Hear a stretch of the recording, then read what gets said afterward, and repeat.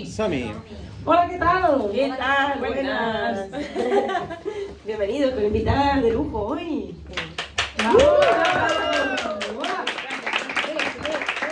Directo desde Crimes. A Cronopios, a las tertulias, a rabaleras parlantes. Sí, no, directo desde el País Vasco. Aquí tenemos una persona que habla un idioma que no podemos entender muy bien. Ha quedado muy bien como presentación. Bye. Es un efecto de sonido. Vamos a presentarnos porque tenemos una invitada de lujo. Entonces, bueno, mi nombre es Paula Andrea Fernández. Para los que no me conocen, ¿quiénes son los que no hay nuevo aquí, por aquí? ¿Caras nuevas? Bienvenida. Mi nombre es Paula Andrea Fernández, soy filósofa, magíster en filosofía, doctoranda en educación. Florencia Franco, psicóloga, psicoanalista, especialista en violencia de género, hace muchas cosas esta muchacha. Y con voz propia tenemos aquí a Leire Padilla. Doctora en criminología, recién doctorada, o sea, también aplauso para el doctorado que conseguimos de poco. Sí, la verdad es que lo estoy, pero ya está. Tú también me lo sufriste, porque al final eso... Claro, es que ella era mi roomie y nada, estábamos viviendo momentos distintos del doctorado porque ella estaba próxima a acabar, pero es que hacer un doctorado, muchachos, es un poco un calvario, pero bueno, en fin. Sí, la verdad que muchas noches sin dormir y cosas así, pero al final ya se superó, ya habíamos terminado, ya... Sí, ya. Ahora por fin. Doctora en criminología. Y bueno, ¿qué temazo tenemos hoy? ¿Cómo funciona la mente criminal? Y para empezar, no sé, me gustaría tirar algunas preguntas o algunas ideas, así como un poco, para que Leire, no sé, empiece a hablar, que es la experta aquí. Yo venía pensando y decía, ¿por qué nos interesa tanto el tema del crimen, no? O sea, que siempre nos da como ese morbo ver películas de crímenes, libros, podcasts, ¿no? ¿Cuántos podcasts hay actualmente de crimes, de, no sé, este de Jordi Wild también, que es el otro podcast que tiene, ¿no? Es que ahora hay un montón. Claro, hay un montón. Entonces, como que el tema del crimen nos interesa y nos genera la misma fascinación que el mismo horror, podríamos decir, ¿no? O sea, hay algo allí de tal, ¿no? Y bueno, para empezar un poco, me preguntaba el por qué nos gusta tanto esto y si realmente existe la mente criminal o podemos hablar mejor del acto criminal, que es lo que un poco... Vale, bueno, por partes, o sea, la primera pregunta sería eso, ¿no? De que por qué nos gusta tanto lo que vienen a ser las series, los podcasts. Hay varias teorías. Una de ellas es que nos encanta el morbo, que nos encanta ver lo que ha pasado, la sangre, el horror, el miedo.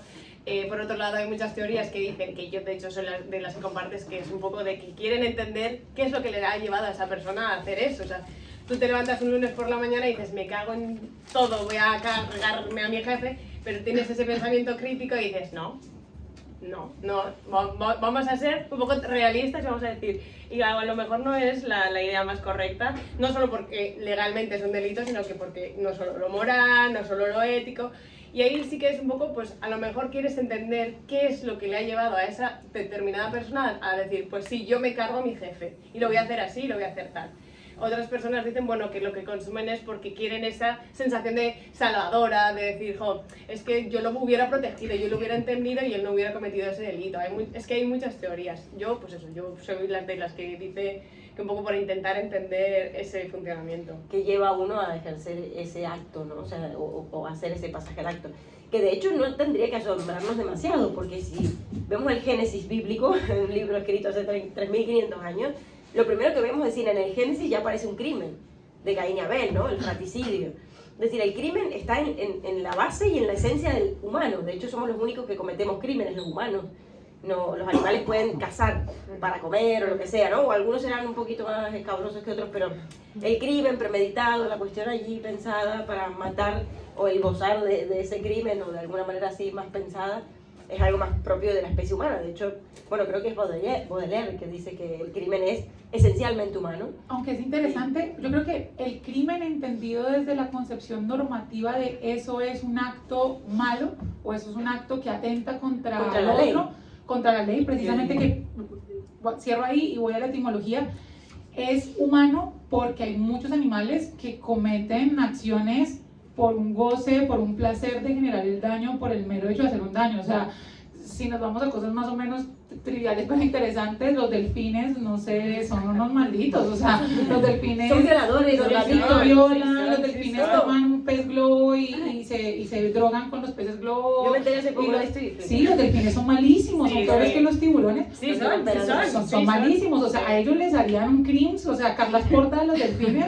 estaría dándole a saco. Pero claro, nosotros ahí viene la cuestión normativa y entonces vamos como a un poco a la etimología de crimen, y crimen etimológicamente es una acusación, un reproche, una carga, no necesariamente es el delito en sí, pero sí es el reproche que se le hacía a un otro. ¿Qué pasa con la idea de crimen? Y aquí me remito un poco como a una persona que explícitamente nos habla de la idea de la norma, que es Michel Foucault. El crimen empezó a diferenciarse hoy en día, o el crimen dentro de la jurisdicción un poco más contemporánea, con la forma en la que se veía antes, porque el crimen antes era una acción que cometía un otro por el cual era penalizado y la acción era diferente del sujeto. Cuando se empezó a volcar la idea de crimen, no sobre la acción, sino sobre el sujeto que comete el crimen, ya se reformó la forma en la que las instituciones empezaron a relacionar con el delito, porque ya no es te penalizo públicamente, no sé, te corto la mano, te cuelgo en una plaza pública para penalizar lo que hiciste, sino que ahora te voy a meter en un reformatorio, te voy a meter en un psiquiátrico, te voy a meter en una cárcel, porque de alguna forma voy a adiestrar ese comportamiento y voy a modificarlo para que no sea anormal, sino que se vuelva normal, normativo, estandarizado. Y ya las personas parecían ya no, el delito era aparte de la persona, era algo que cometían fuera de lo que eran como sujetos, pero ya el delito, ya la acción, el crimen, empieza a definir lo que significa el ser mismo del sujeto. Entonces ya el interés no está en el acto cometido, sino en la persona. Y viendo con lo que acabas de decirle cuando empezaste, y que también preguntó Flor, esta cuestión de por qué nos gusta tanto ver como, o escuchar, yo me comí, éramos juntas viendo Crimes de Carlas Porta.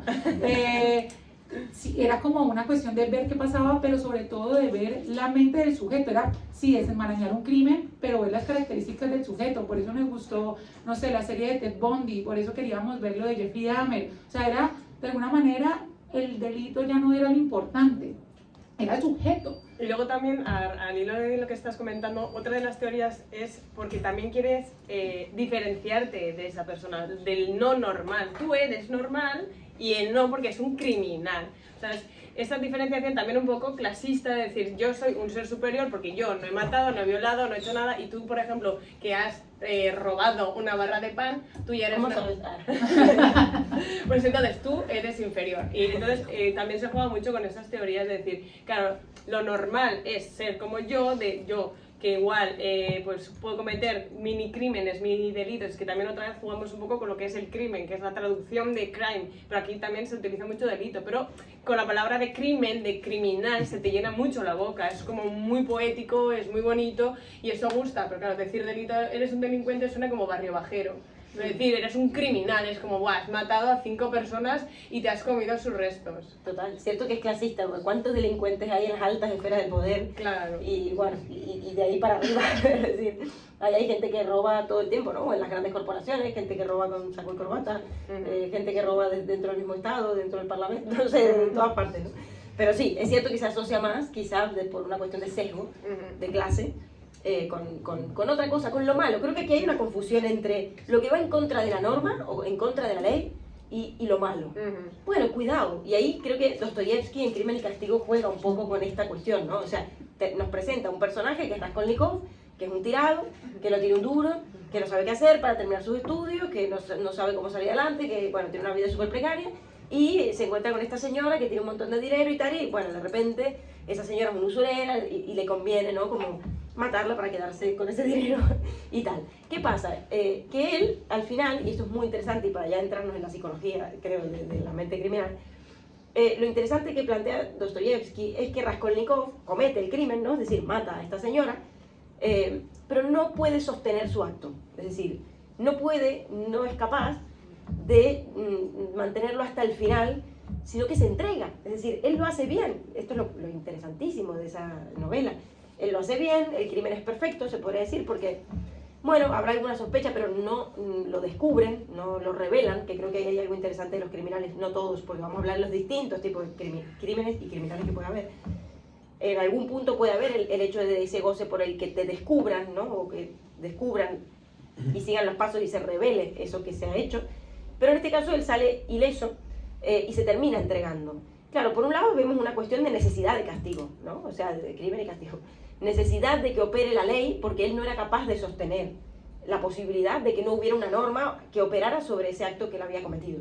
Fijaros que no es casualidad que en el primer mandamiento, y no soy religiosa, hablo de esto porque son las tablas, ¿no? O sea, de donde venimos antiguamente, antes del Código Penal, estuvieron estas leyes, es no matarás. O sea, si fue la primera escrita, es porque evidentemente hubieron un montón de asesinatos y esta tendencia al crimen era una habitué. O sea, es decir, que todos somos criminales en potencia, se podría decir en algún punto. Y como ha dicho Leire, incluso quien no ha querido alguna vez matar al vecino, matar a un profesor, matar al jefe, pero hay algo que no lo hace, ¿no? Lacan diría que eso que nos detiene a matar o a cometer esta cuestión, ese impulso que otro sí lo haría, es la angustia.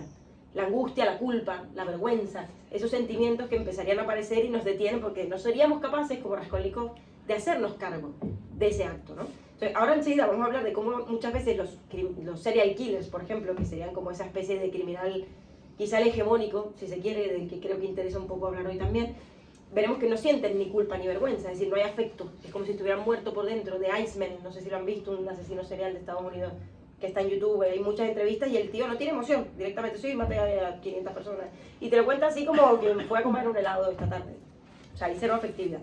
Pero la cuestión aquí es que después Dostoyevsky, al final de Crimen y Castigo, con esto sí es la intervención, perdón, compara a Raskolnikov, que mató a una señora, con Napoleón, por ejemplo, ¿no? O con ciertos héroes que mataron a un montón de personas, y podríamos hablar también de, no sé, de presidentes que enviaron soldados a la guerra, o que iniciaron guerras, hoy en día, bueno, Netanyahu, no sé, un montón de gente. ¿Esos por qué no son considerados criminales? ¿Por qué sobre ellos no recae este prejuicio moral y toda esta carga que sí a veces recae sobre el tiro de la esquina que por X motivo mató a una persona, ¿no? Como que ahí confundimos el malo con la norma y... Con la norma. Sí, luego también algo muy interesante en estos casos suele ser que también de hecho se ha visto en la vida real muchos de los crímenes perfectos que luego al final el criminal se entrega y muchas veces no es solo ni por la culpa ni por tal, es por la falta de reconocimiento. Entonces el ego le puede, dice, es que la gente está diciendo es el crimen perfecto, pero es que jo, yo quiero llevarme ese pin de he sido yo. Entonces hay muchas veces que la policía también juega muy bien las cartas de decir, no, pues ha sido un grupo organizado, o ha sido X o ha sido tal, porque sabe que ahí hay un análisis del perfil de si es el que nosotros creemos que es una persona que tiene un ego muy alto, un narcisista, etcétera, va a venir a decir, no, o sea, he sido yo. ¿Qué le estás diciendo que ha sido el vecino de...? No, es que... Y he sido yo y lo he hecho así, y ha sido así, y ha sido así, y no me habéis pillado porque entonces he tomado estas precauciones. Entonces es ese ego que se infla y que tú cuando estás viendo por la tele en plan de ¿cómo que mi premio se lo está llevando otro? No. Entonces muchas veces, claro, cuesta mucho comparar pues con Napoleón o tal, claro, pero dices, es que al final el narcisismo está ahí, o sea, esa persona de ¿cómo que alguien se va a llevar todo lo que he conseguido yo? Entonces ahí ya juegan un poco con esa persona, con esa psique. Sí. Igual, esta forma de hacerse un nombre también, sí, de ser alguien, ¿no? Sí, una manera de ser alguien. Y de retar, digamos, todos los límites normativos, o sea, no solamente normativos, sino los límites que nosotros nos ponemos para atravesar, para vivir en el mundo. O sea, aquí está como, yo creo que, y aquí obviamente también Flor lo dirigiría muchísimo más, pero aquí está como la cuestión del goce, ¿no? O sea, aquí no hay límite en el goce, y está la búsqueda necesaria de que, lo que me acabas de decir me parece perfecto. Yo quería hablar un poquitico del mal, voy ahorita de eso, pero me parece muy interesante esto porque la búsqueda del reconocimiento es una cuestión fundamental de la elaboración de la conciencia. Hay un filósofo pues bastante conocido y difícil de leer que es Hegel, que en la fenomenología del espíritu decía que una de las formas en las que se concibe la autoconciencia es cuando una conciencia se junta con otra conciencia y quiere buscar el reconocimiento de la otra para un sí mismo. O sea, hay una lucha de poder en la que una se declara amo y el otro se vuelve esclavo, buscando precisamente la mirada del otro que le dé un lugar en el mundo. Y hay muchos filósofos que han hablado de esto. Sartre hablaba de la importancia del ser de la mirada, que la mirada del otro nos constituye, tanto así que terminó diciendo que el infierno eran los otros, precisamente porque en la mirada del otro podía uno no encontrarse. Y me parece muy interesante que lo hayan nombrado ley, porque yo me iba a ir por el mal, ¿no? Me iba a ir por la cuestión de mal banal y mal radical. Hay una filósofa que se llama Hannah Arendt, que te regaló un libro, de hecho, en el que salió, te lo regalé de cumple. Que se dio cuenta en un juicio a uno de los grandes rangos en la Alemania nazi, de apellido Eichmann, Adolf Eichmann, que lo iban a condenar, y cuando fue a verlo se imaginó que se iba a encontrar un monstruo, ¿no? Aquí viene la figura del monstruo, algo que no es humano, algo que precisamente es tan distinto a nosotros que lo catalogamos como algo que no puede ni siquiera responder lo humano por las acciones cometidas. Y cuando lo encontró se dio cuenta que había un burócrata, simplemente una persona que no tenía conciencia. Sí tenía conciencia de las acciones cometidas, pero no sabía las implicaciones porque solamente estaba obedeciendo. Y ahí se dio cuenta que lo peor no era el mal radical, no era el mal que es pensado para ser malo, como la persona que uno se imagina perversa y demás, sino el mal banal, el mal de las personas que simplemente están siguiendo una masa, que muchos lo cometemos constantemente cuando hacemos una vista para otra parte, cuando vemos lo que está sucediendo en Gaza, cuando, no sé, vemos a alguien pidiéndonos algo en la calle y simplemente ignoramos y seguimos conversando. O sea, ahí actuamos desde este mal banal. Pero creo que, de hecho, me parece importante enunciarlo porque limitar a la mente criminal, también pensando como si hubiera un estándar de todas las mentes criminales, pero pensar la mente criminal solamente desde esa banalización del mal, como si solamente fuera el mal, es reduccionista. Precisamente hay una cuestión de ego en el sujeto que comete un crimen. O sea, hay una cuestión de yo estoy aquí, yo puedo ir en contra de lo establecido porque es que yo estoy más allá de la ley. O sea, yo voy por encima de la ley, tengo tanto poder que puedo ir por encima de lo establecido. Y luego aparte, perdón, y aparte luego es súper habitual que siempre que haya algún delito como muy sonoro, se le entrevista al vecino de turno y el vecino va a decir siempre la misma frase, en plan de, pues se parecía muy normal, siempre saludaba. Claro, es que es lo que estás diciendo tú, no es un monstruo de 5 cabezas, de que va a escupirte fuego por la boca, es que es tu vecino del quinto, es el panadero de tu calle, que es una persona normal y corriente, que puede tener o un trastorno mental o no. Puede ser una persona que simplemente ha decidido tomar esa decisión. No necesariamente tiene que estar loco, porque esa es otra, lo del monstruo es imaginarlo de, no, alguien que hace eso tiene que estar loco, tiene que estar mal de la cabeza, porque cómo violas a una persona. Bueno, o sea, yo no lo voy a justificar, pero sus razones tendrá. Entonces mi trabajo es intentar entenderle, nunca le voy a justificar. Yo quiero saber, a ver, tú has decidido violar a esta mujer, ¿por qué? ¿Y por qué lo has hecho? ¿Y por qué? O sea, tú sabes, tú eres, y al hilo de lo que decías, tú eres consciente de lo que va a suponer, no solo para ti, porque tú sabes lo que estás suponiendo, es un delito, sino para la víctima. O sea, la figura de la persona que está sufriendo esa violación ya no es solo el acto sexual en sí, la penetración o no penetración, sino las consecuencias psicológicas, físicas, emocionales que va a tener esa persona de por vida. Y tú eres consciente y a ti te da igual, o por lo que sea, por el motivo que tú tengas, y lo haces igual. Entonces, claro, ahí es mucho jugar con el yo nunca lo haría porque yo no soy un monstruo, y él sí, o ella sí. Estadísticamente es más él, pero bueno, o sea...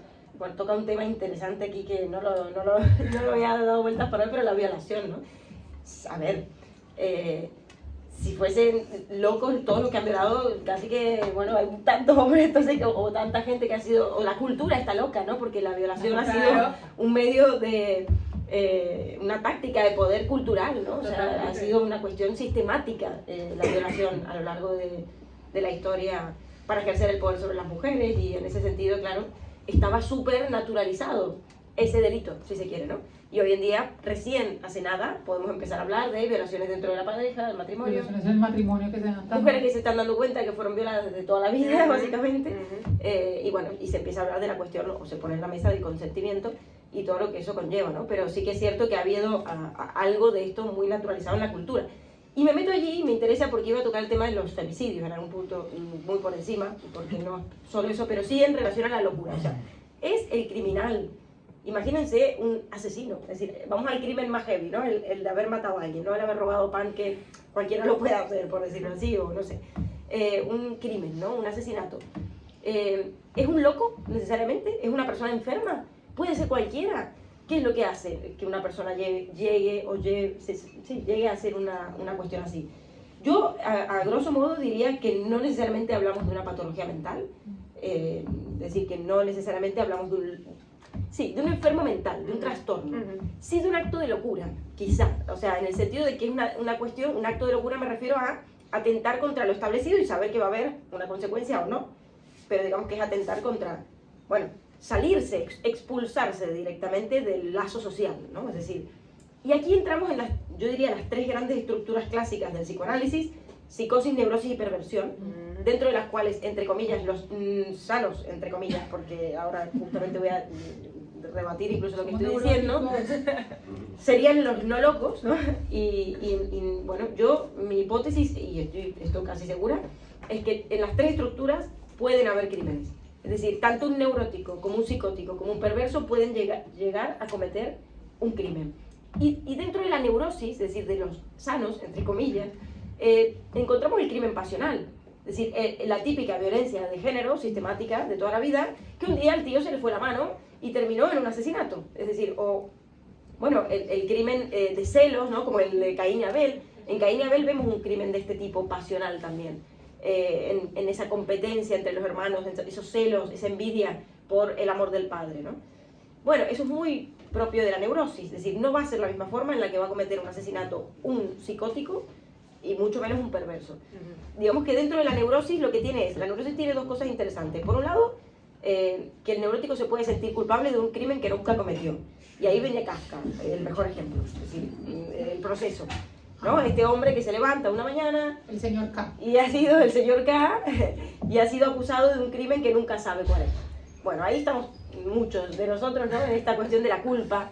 Ahí aparece la culpa constante, siempre sentirse culpable, casi vivir sintiéndose, entre comillas, criminal, ¿no? Y vivir con la culpa a cuestas. Eso es muy del humano, por el tema del pecado original y de que venimos ya al mundo con esa condición.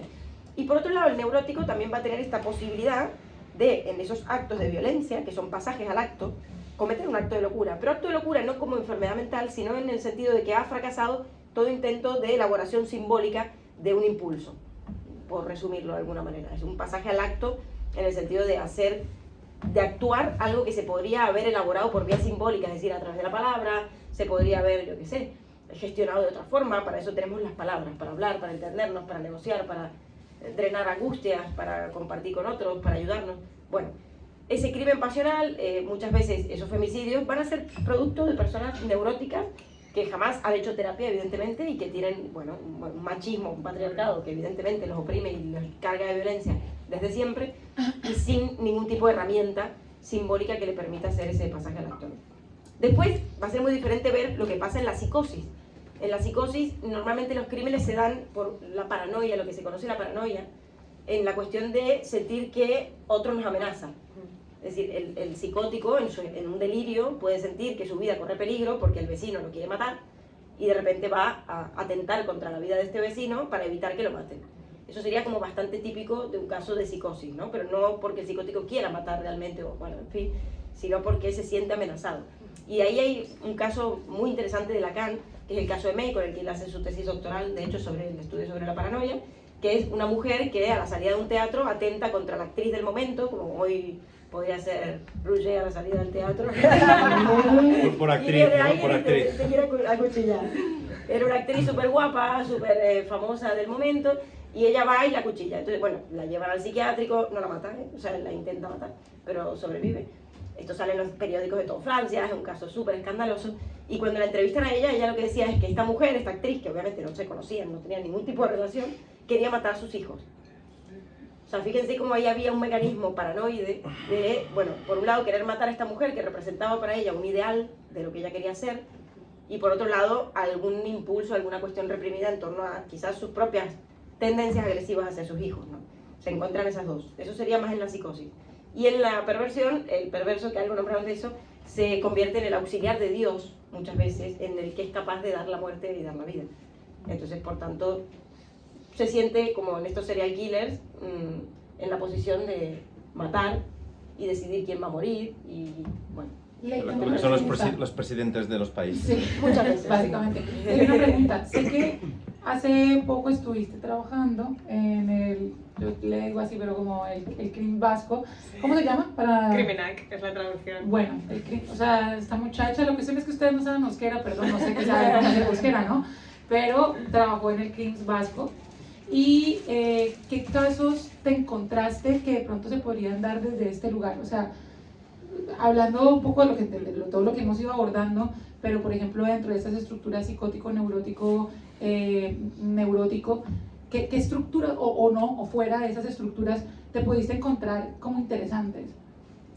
A ver, sí que es verdad que los casos que trabajábamos no eran tanto desde la psicosis, o sea, sí que se busca mucho decir, no, pues estaba mal de la cabeza, o era un psicópata, o tal, o tenía una esquizofrenia. Es que muchas veces lo que pasa es esto, es que mucha gente que tiene un momento de explosión que no tiene las herramientas para llevar a cabo de, bueno, espera, tengo un problema, esto no es normal, quiero darle un tortazo, no sé gestionarlo, pero le pego un tortazo y el tortazo evoluciona y me la cargo. Eso es mucho más común y por ejemplo en el Crimen Act lo que nosotros veíamos era muchos feminicidios de este tipo, de pues gente que no acepta un no, gente que la ex le ha dicho déjame en paz, y luego pues la chica muchas veces pues le intenta dar una última oportunidad, o es la vez que van a quedar para yo te devuelvo en la sudadera que me habías dejado, y en ese momento es cuando el otro ya ve que para siempre la va a perder y dice pues si no eres mía no eres de nadie, y me la cargo. Entonces ahí sí que hay muchas veces también que esa explosión, o sea, sí que se da. Luego es que la psicosis es que no se ve, es que el tema es ese, muchas veces se busca, es el decir, está mal de la cabeza, tiene un problema mental o es un psicópata. Y es verdad que muchos de los que están en el mundo político, en el mundo empresarial, sí que son psicópatas, en plan de porque tienen una psicopatía no diagnosticada, pero que el DSM-5 te dice, es que cumple todas. Claro. Megalómanos así. Claro.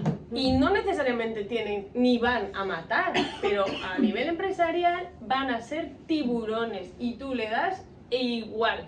Y a nivel político todavía más. O sea, yo tengo un objetivo súper claro y hasta que no lo consiga no voy a parar. Ni tú me vas a parar, ni la sociedad me va a parar. Y que tú estés en mi camino, pues lo siento, chata. O sea, es que deu. Entonces, claro, eso se ve muchísimo más que no la gente que tiene una esquizofrenia. Sí que hay personas que tienen una esquizofrenia y efectivamente se creen que la de enfrente me va a matar, pues porque no me mate ella, me la cargo yo.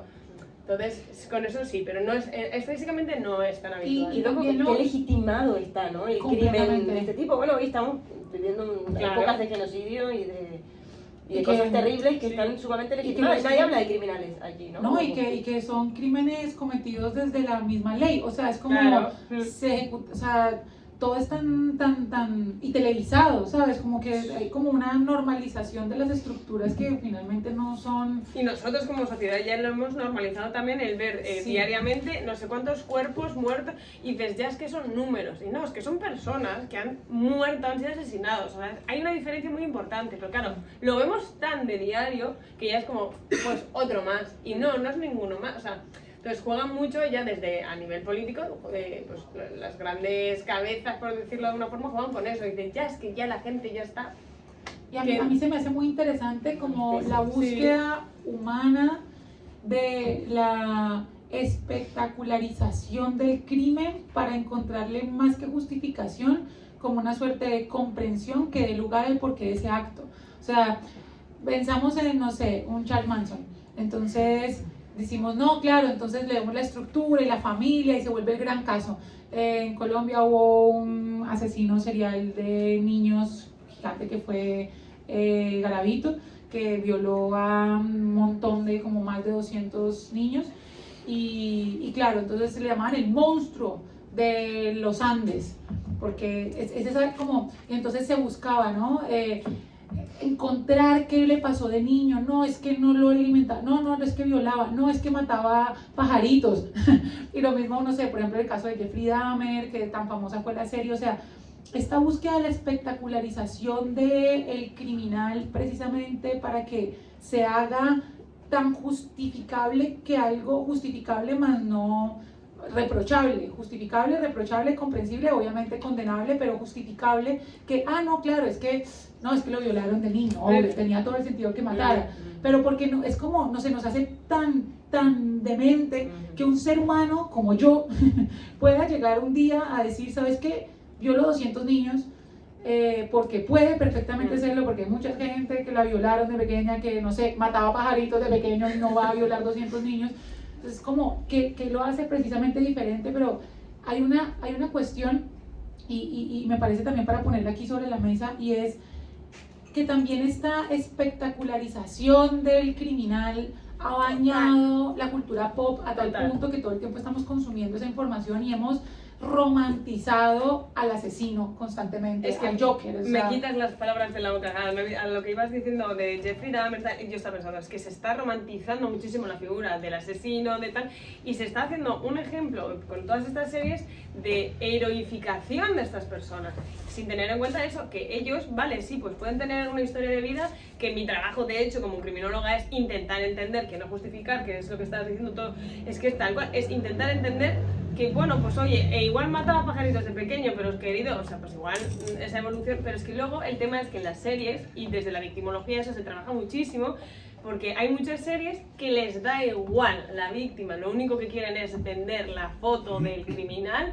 como, o sea, mira, pobrecito el Jeffrey Dahmer o pobrecito el Ted Bundy, pero mira qué personaje era, mira qué guapo, qué carisma, qué personalidad, qué todo es maravilloso, todo te lo venden, y claro, tú te quedas como la víctima en plan de, pues estabas en un momento en un mal lugar. No se puede jugar con tanto y no se puede banalizar tanto el sufrimiento, porque al final luego muchas veces, y en el caso de Jeffrey Dahmer, yo por ejemplo desde la victimología, yo me negué a verla, yo no he visto ni Ted Bundy, la de Zac Efron, no he visto la de Jeffrey Dahmer porque no tienen ese respeto a las víctimas, porque muchas veces hay víctimas que dicen, es que yo me estoy viendo en esa serie cómo me están reactuando a mí, o sea, hay una chica que hace de Ley de Padilla en el juicio en el que estoy yo relatando cómo violaron, cómo mataron a mi hermano, y estoy viéndome a mí misma llorando y lo estoy reviviendo, me estoy revictimizando a mí misma viendo una serie que a mí, o sea, es mi vida, es lo que me pasó. Entonces, que no haya ese cuidado, esa falta de respeto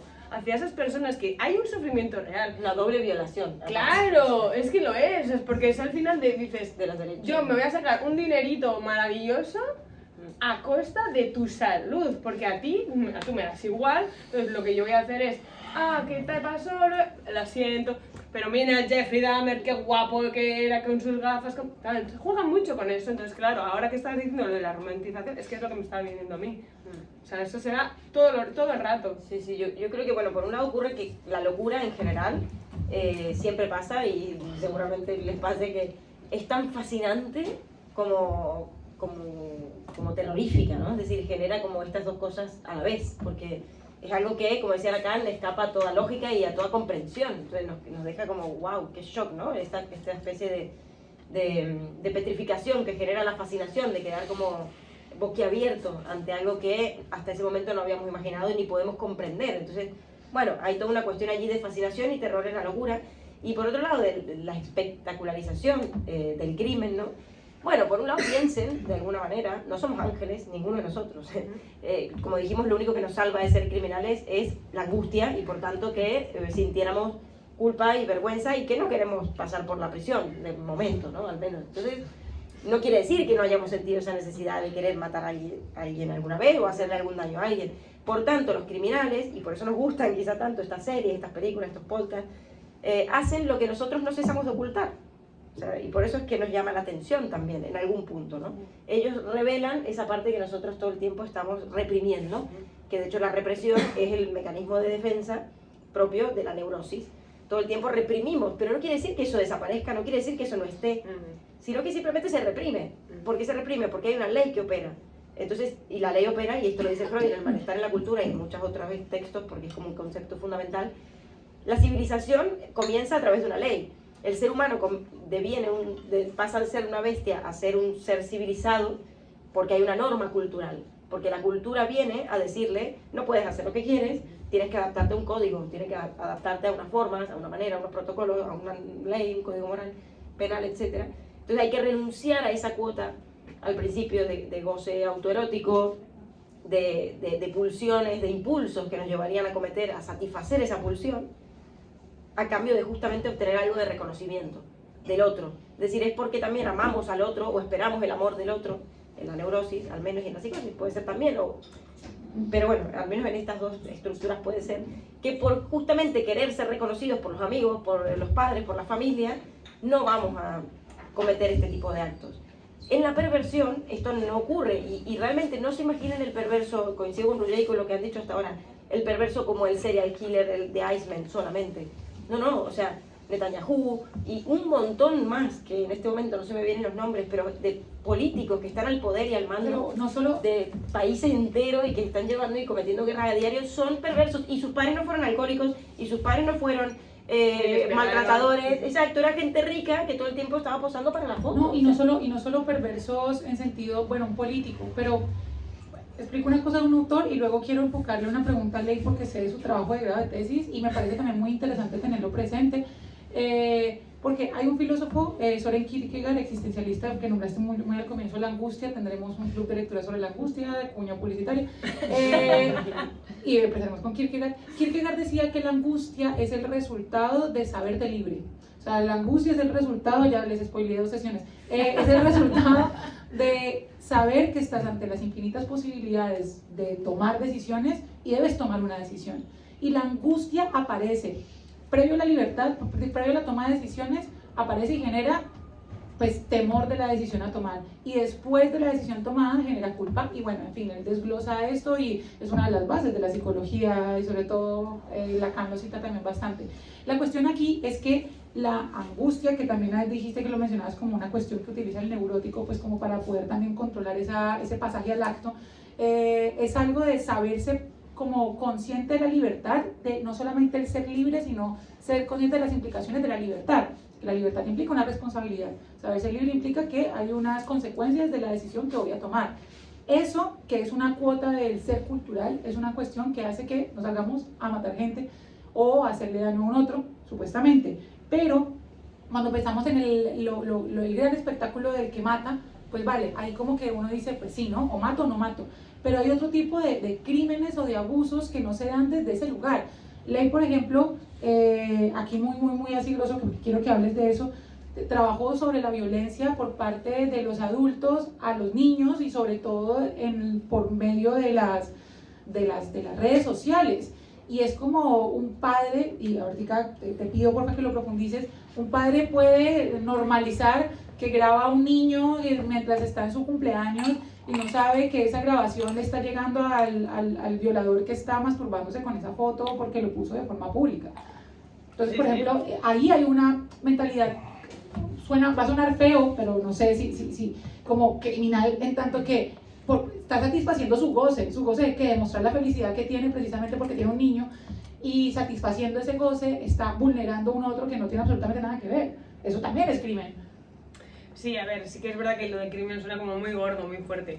El tema de los padres que comparten las fotos de sus hijos, ahora lo que ya se juega mucho es ya con el dinero que se obtiene a través de los hijos. O sea, es decir, ya soy consciente de que si yo comparto una foto en la que sale mi niño que es muy mono, voy a obtener un mayor número de likes. Está comprobado, ya está. O sea, estadísticamente se consiguen mucho más likes, compartidos, enviados, todo. Si hay un niño o una niña en la foto. Lo que pasa es que, o sea, sí, además hay muchos influencers que ahora dicen, verbalizan, es que el tener niños da dinero.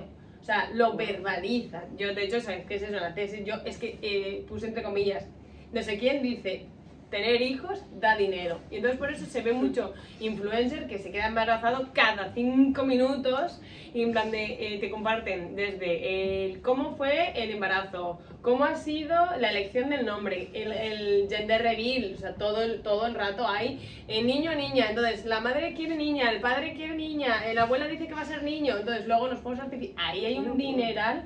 Entonces muchas veces lo que se está viendo ahora es que muchas madres y padres, sobre todo madres jóvenes, porque se entiende que son las personas que al cuidar al hijo o a la hija en mayor cantidad de tiempo, son las que más tiempo pasan en casa y con mayor accesibilidad a los teléfonos. Es decir, si el padre es el que no está de baja por paternidad y se va a trabajar, la madre está por baja maternal cuidando del bebé, está más tiempo con el móvil, es lo que se dice.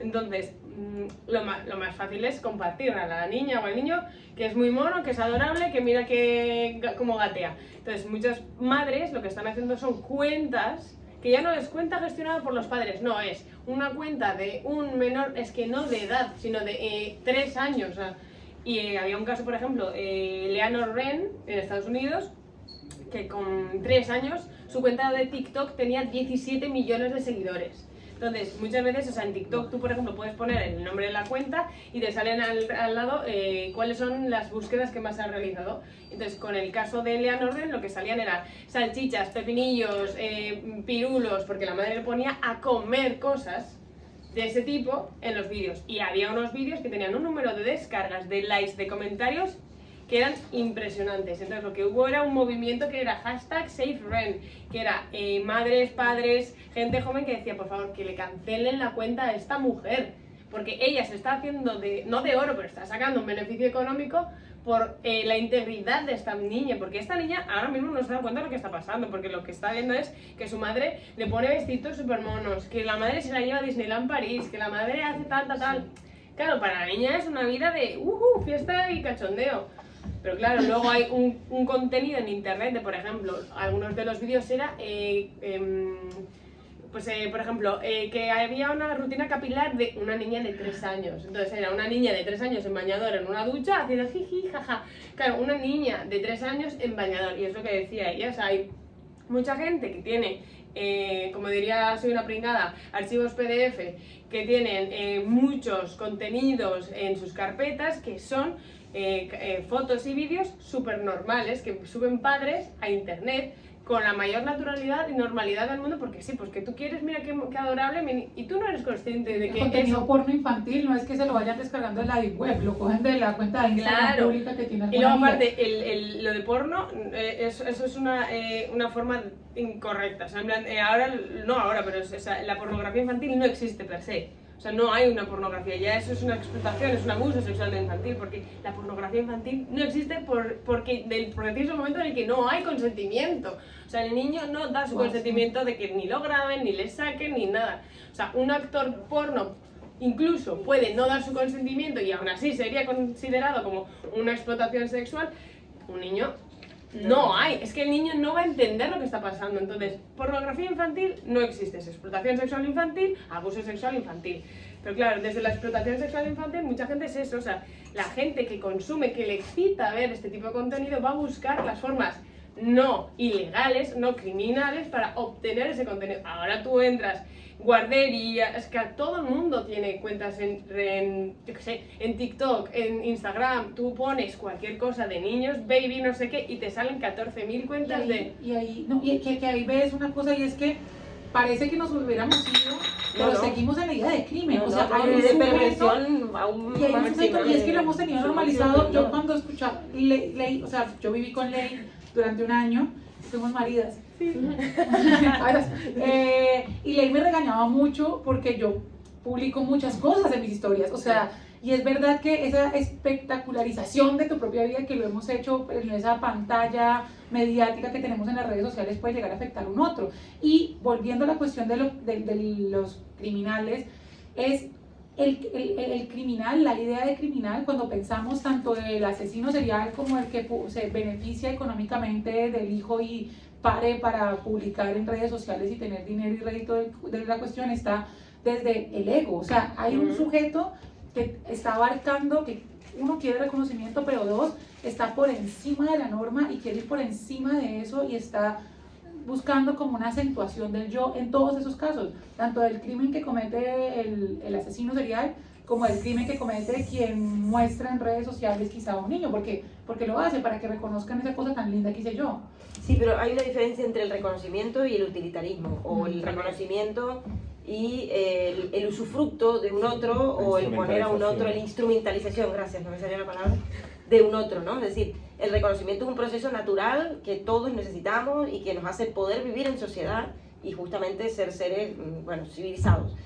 Pero usar a un niño desde esta ingenuidad incluso, que desde la cual la usa mucha gente, una ingenuidad que les conviene, evidentemente, y que yo considero perversa. O sea, yo creo que muchas veces en la perversión hay ingenuidad.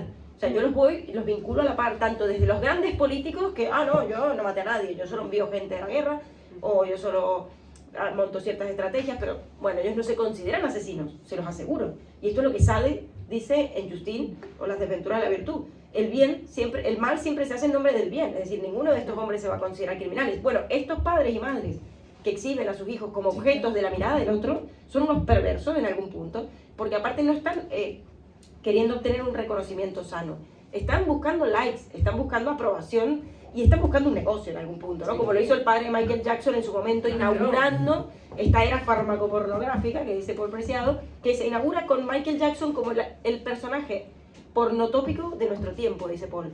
¿Por qué? Porque fue un niño explotado justamente, a través de los cuales, bueno, los padres sacaron dinero, pasta y vivieron de él y bueno. Los niños Disney, que también tú lo Claro, traes. Disney inaugura, o sea, todo esto se inaugura con Michael Jackson. O sea, toda una era de niños explotados que vendrían a ser útiles para los padres y a, bueno. Sí, de hecho, por ejemplo, Es un perverso total. en Nickelodeon hicieron un documental brutal de los casos de violaciones y abusos y explotación que hubo en Nickelodeon, y como por ejemplo el caso de Amanda Bynes, que era una estrella que yo me veía todas sus pelis y todo era como ¡guau, qué maravilla!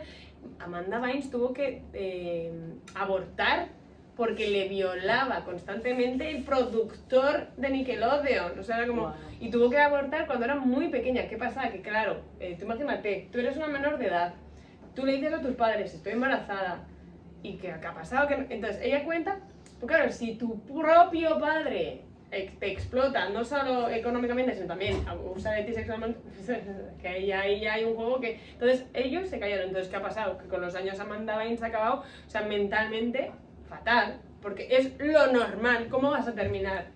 O sea, porque toda tu vida ha sido en función de la explotación de tu cuerpo, y luego tú explotas tu cuerpo y yo te prometo tu propia serie. Tú explotas tu cuerpo, yo te prometo que tú vas a ser la mayor estrella. Sí, sí lo fue, pero claro, ¿a qué coste? Y lo mismo con el de Drake y Josh.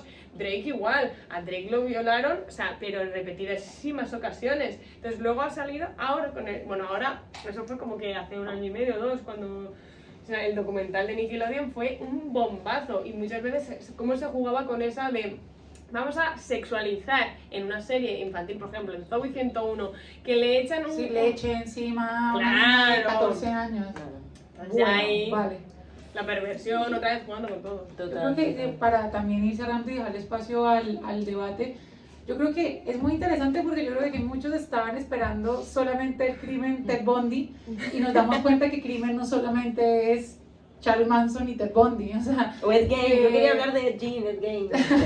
O sea, claro, esos son los casos que se vuelven más interesantes, uno le quiere sacar chicha, pero Pero hay para mí son los más raros. Uno cada montón. Exacto, rarísimo. a eso iba justamente. Eso es Es verdad, como, sí, sí. nosotros tenemos el crimen desde esta espectacularización del crimen como, wow, esos. Pero es que el crimen se comete en muchas, o sea, a diario, dentro de las cosas que tenemos más normalizadas. Heteroley me hizo bastante consciente de, bueno, estoy utilizando un montón de redes sociales, pero a mí me regañaba todo el tiempo.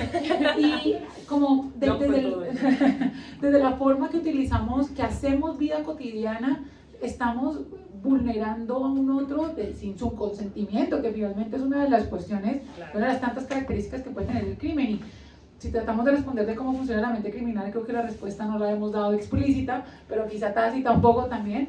Y bueno, no sé si quieran ahí como comentar algo más. No, o sea, yo creo que tampoco tiene respuestas. Es que al final le jugamos mucho con la mente criminal, y tú misma lo has dicho al principio, la mente criminal como... Es que no hay una. Exacto. O sea, yo de hecho mi tesis doctoral la empecé a... el tema era el perfil del abusador sexual de menores, el perfil como si fuera uno, y es que no hay, es imposible, porque como somos personas, somos formas, o sea, todos somos diferentes, como las huellas, no hay dos iguales. Pues es que como mentes criminales no hay dos iguales, y no podemos esperar por muchos diagnósticos, test, exámenes, que vaya a haber dos, no, o sea, que vaya a haber dos iguales, me refiero. Entonces, la mente criminal como tal, una no existe, es que